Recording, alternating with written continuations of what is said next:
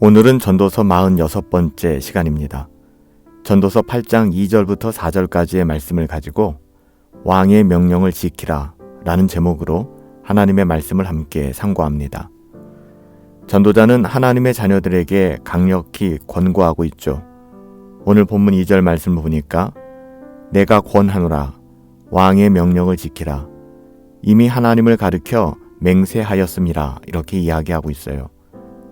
우리가 하나님의 백성들이기에 왕 대신 하나님 앞에서 우리가 그분을 존중하고 따르는 것은 너무나도 자연스러운 일이죠. 당연한 일이죠.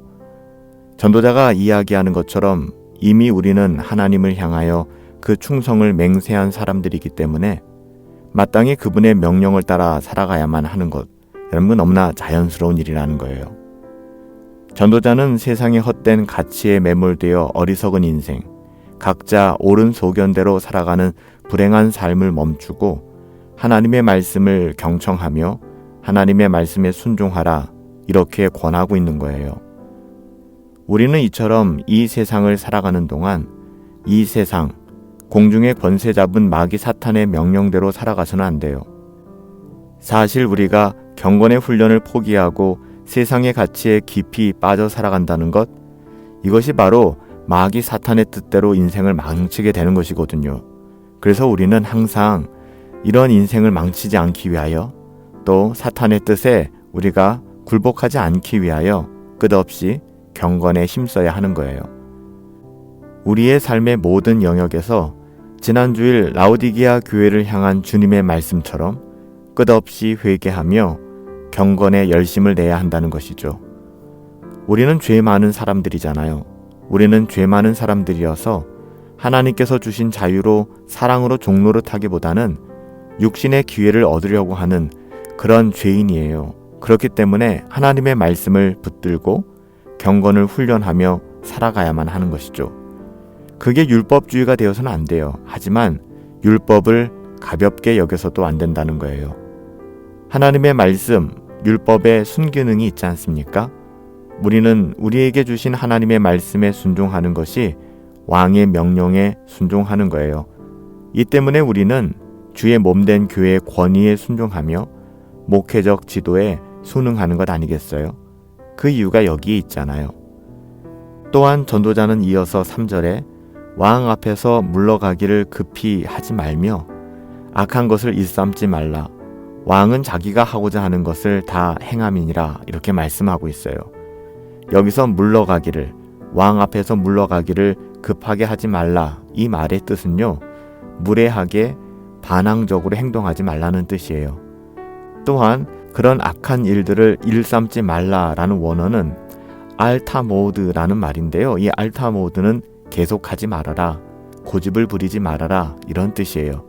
그러니까 우리가 무슨 잘못을 행하였을 때 그것을 즉시 인정하고 용서를 구하라는 뜻이죠. 그리고 하나님 앞에 절대로 무례하게 반항적으로 행하지 말라는 거예요. 우리는 하나님 앞에서 무례히 행해서는 안 돼요. 우리가 하나님 앞에서 예의를 갖추고 그분을 경배하는 것, 대표적으로 그게 뭐죠? 그게 예배 아니겠어요? 그래요, 여러분. 그래서 우리는 예배를 예배되게 하는 것 굉장히 중요한 겁니다. 예배는 우리 자신을 위해 드리는 것이 아니거든요. 예배는 하나님께 드리는 것이며 예배에 있어서 우리가 조심해야 되는 태도는 오늘 전도자의 이 고백처럼 하나님 앞에서 무례히 행하게 되는 거예요. 하나님 앞에서 무례히 행해서는 안 되는 것이죠. 불순종해서는 안 되는 거예요. 악한 것을 일삼아서는 안 된다라고 이야기하는 거죠. 그러기에 우리는 우리가 교회의 공적 예배를 어떻게 대하고 있는가? 좀 조심스럽게 그 공적 예배를 대하는 태도에 대하여 진지하게 되돌아볼 필요가 있어요. 율법주의에 빠져서는 안 되지만 우리가 하나님의 말씀인 율법을 가볍게 여겨서는 더더욱 안 되는 것이거든요. 예배를 대하는 태도가 우리의 신앙의 첫걸음이라고 볼 수 있어요. 우리의 신앙의 어떠함을, 우리의 신앙이 어디에 있는가를 살펴볼 수 있는 것은 우리가 예배를 어떻게 대하고 있는가를 살펴보면 거의 우리가 확인할 수가 있거든요. 마지막 전도자는 4절에서 이렇게 이야기하죠. 왕의 말은 권능이 있나니 누가 그에게 이르기를 왕께서 무엇을 하시나이까 할 수 있으랴 라고 이야기합니다. 그럴 사람은 아무도 없다는 것이죠. 우리는 이 세상 그 어떤 왕보다도 왕의 왕이 되신 하나님의 말씀에 순종하며 살아가야만 합니다. 그러기에 세상의 권세자들이 때로는 하나님의 말씀에 불순종하는 명령을 내린다 할지라도 우리는 하나님의 자녀들이니까 이를 거스를 수 있어야 된다는 거예요. 그래서 바벨론 제국의 권세 앞에 다니엘이나 그 세 친구들은 왕의 명령을 어긴 거잖아요. 이거 사실 말도 안 되는 거거든요. 그렇지만 그들은 바벨론 제국의 권세 앞에서 무릎 꿇지 않았어요. 하나님의 말씀에 순응하였죠. 또한 예수님과 사도들 역시, 제자들 역시 로마 정부와 유대인들의 공회의 명령에 따르지 않았죠. 주님께서는 이 세상의 권세 하나님으로부터 말미암은 거니까 너희가 순종하라 라고 말씀하셨어요.